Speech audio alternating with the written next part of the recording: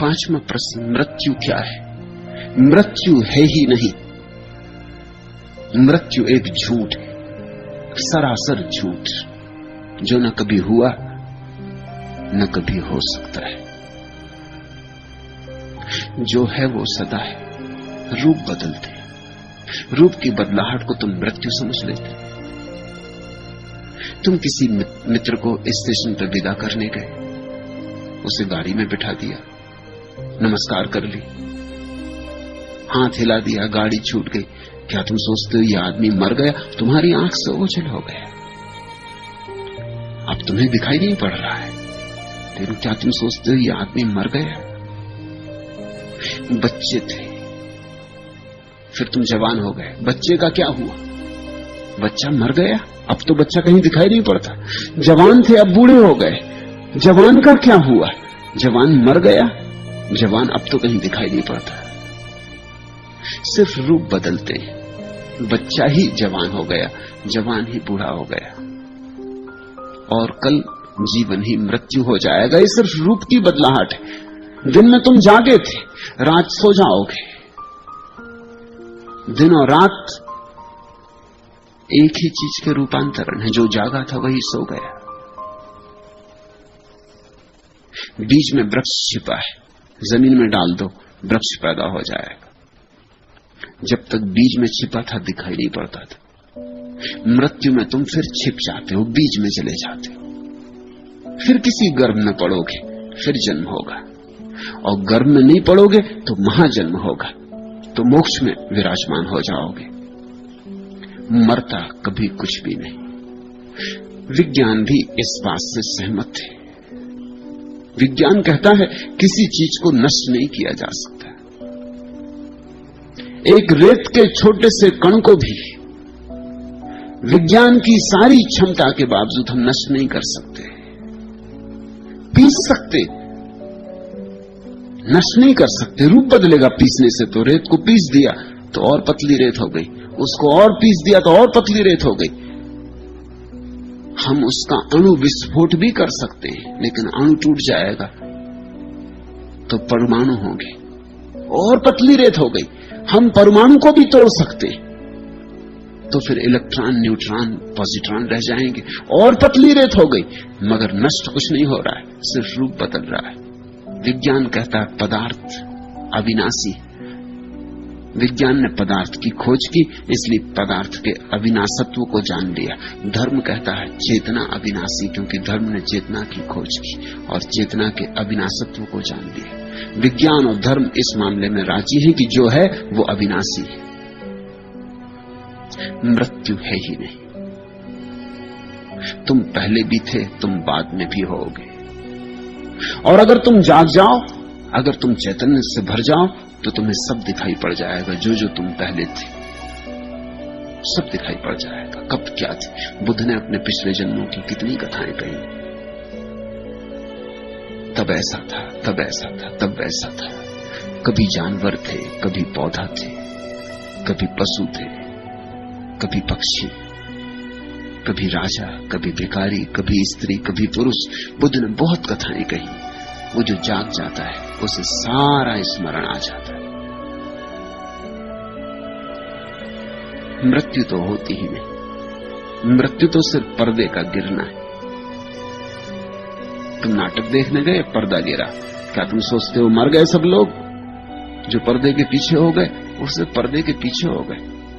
अब फिर तैयारी कर रहे होंगे, मूछ इत्यादि लगाएंगे, दाढ़ी वगैरह लगाएंगे, दीप पोत करेंगे, फिर पर्दा उठेगा। शायद तुम पहचान भी ना पाओ कि जो सज्जन थोड़ी देर पहले कुछ और थे वो कुछ और हो गए।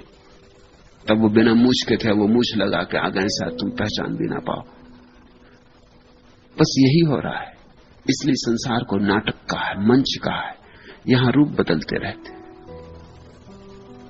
यहां राम भी रावण बन जाते हैं और रावण भी राम बन जाते हैं। ये पर्दे के पीछे तैयारियां कराते, फिर लौट आते, बार बार लौट आते। तुम पूछते मृत्यु क्या है? मृत्यु है ही नहीं। मृत्यु एक भ्रांति, एक धोखा है। सरूरे दर्द गुदाजे फुगा से पहले था, सरूद गम मेरे सोजे बयां से पहले था। मैं आब गिल ही अगर हूं बकोदे समो शहर, तो कौन है जो मकानो जमा से पहले था। ये कायनात बसी थी तेरे तसव्वुर में, वजूदे हर दो जहां कुन फिका से पहले था। अगर तलाश हो सच्ची सवाल उठते, यकीने राशि को महकम गुमा से पहले था। तेरे ख्याल में अपना ही अक्स कामिल था, तेरे कमाल में तेरा कमाल मेरे इंतहा से पहले था। मेरी नजर ने तेरे नक्श पा में देखा था, जमाले कहकसा से पहले था। छुपेगा ये तो फिर ऐसा ही एक उभरेगा, इसी तरह का जहां इस जहां से पहले था। तज़लियात से रोशन है चश्मे शौक, मगर कहां वो जलवा जो नामो निशान से पहले था। सब था पहले ऐसा ही, फिर ऐसा ही होगा। ये दुनिया मिट जाएगी तो दूसरी दुनिया पैदा होगी, ये पृथ्वी उजड़ जाएगी तो दूसरी पृथ्वी बस जाएगी। तुम इस देह को छोड़ोगे तो दूसरी देह में प्रविष्ट हो जाओगे, तुम इस चित्त दशा को छोड़ोगे तो नई चित्त दशा मिल जाएगी। तुम अज्ञान छोड़ोगे तो ज्ञान में प्रतिष्ठित हो जाओगे, मगर मिटेगा कुछ भी नहीं, मिटना होता ही नहीं। सब यहां अविनाशी है। अमृत इस अस्तित्व का स्वभाव है, मृत्यु है ही नहीं। इसलिए मजबूरी है, तुम्हारे प्रश्न का उत्तर न दे सकूंगा कि मृत्यु क्या है, क्योंकि जो है ही नहीं उसकी परिभाषा कैसे करें, जो है ही नहीं उसकी व्याख्या कैसे करें। ऐसा ही है जैसे तुमने रास्ते पर पड़ी रस्सी में भय के कारण सांप देखा, भागे, घबराए, फिर कोई मिल गया जो जानता है कि रस्सी है, उसने तुम्हारा हाथ पकड़ा और कहा मत घबराओ, रस्सी है। तुम्हें ले गया, पास जाके दिखा दी कि रस्सी। फिर क्या तुम उससे पूछोगे सांप का क्या हुआ? नहीं, तुम नहीं पूछोगे कि सांप का क्या हुआ, बात खत्म हो गई। सांप था ही नहीं, क्या हुआ का सवाल नहीं। क्या तुम उससे पूछोगे अब जरा सांप के संबंध में समझाइए, वो जो सांप मैंने देखा था वो क्या था? वो तुम्हारी भ्रांति थी, वो बाहर कहीं था ही नहीं। रस्सी के रूप रंग ने तुम्हें भ्रांति दे दी, सांझ के धुंधलके ने तुम्हें भ्रांति दे दी, तुम्हारे भीतर के भय ने तुम्हें भ्रांति दे दी। सारी भ्रांतियों ने मिलकर एक सांप निर्मित कर दिया। वो तुम्हारा सपना था। मृत्यु तुम्हारा सपना है, कभी घटा नहीं, घटता मालूम होता है।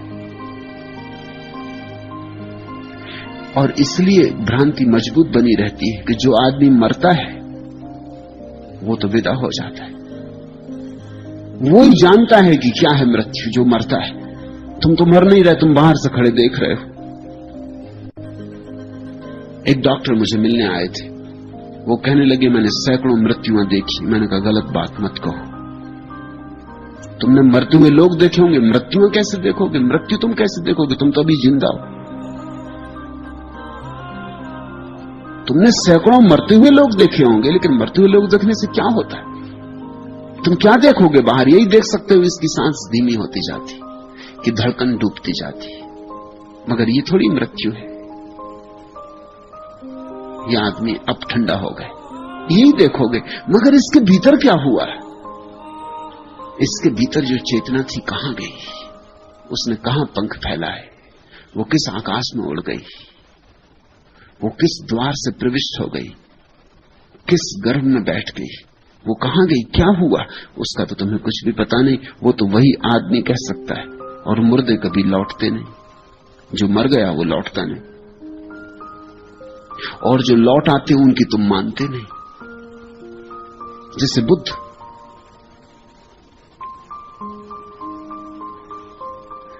यही कह रहे हैं कि मैंने ध्यान में वो सारा देख लिया जो मौत में देखा जाता है।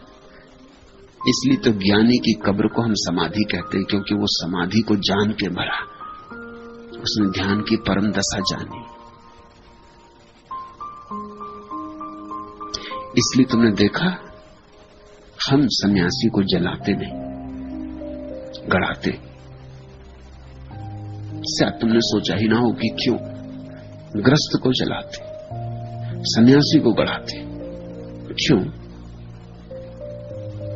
क्योंकि ग्रस्त को अभी फिर पैदा होना है। उसकी देह जल जाए ये अच्छा, क्योंकि देह के जलते ही उसकी आत्मा की जो आसक्ति इस देह में थी वो मुक्त हो जाती। जब जली गई, खत्म ही हो गई, राख हो गई, अब इसमें मोह रखने का क्या प्रयोजन है? वो उड़ जाता, वो नए घर में प्रवेश करने की तैयारी करने लगता। पुराना घर जल गया तो नया घर खोजता है। सन्यासी तो जान के ही मरा है, अब उसे कोई नया घर स्वीकार नहीं करना है। पुराने घर से मोह तो उसने मरने के पहले ही छोड़ दिया, अब जलाने से क्या सार? अब जले जलाए को जलाने से क्या सार? अब मरे मराए को जलाने से क्या सार? इस आधार पर सन्यासी को हम जलाते नहीं, गड़ाते। और सन्यासी की हम समाधि बनाते, उसकी कब्र को समाधि कहते, इसीलिए कि वो ध्यान की परम अवस्था समाधि को पाके गया है। वो मृत्यु को जीते जी जान के गया कि मृत्यु झूठ है। जिस दिन मृत्यु झूठ हो जाती, उसी दिन जीवन भी झूठ हो जाता है, क्योंकि वो मृत्यु और जीवन हमारे दोनों एक ही भ्रांति के दो हिस्से। जिस दिन मृत्यु झूठ हो गई, उस दिन जीवन भी झूठ हो गया। उस दिन कुछ प्रकट होता है जो मृत्यु और जीवन दोनों से अतीत है। उस अतीत का नाम ही परमात्मा है, जो न कभी पैदा होता न कभी मरता, जो सदा है।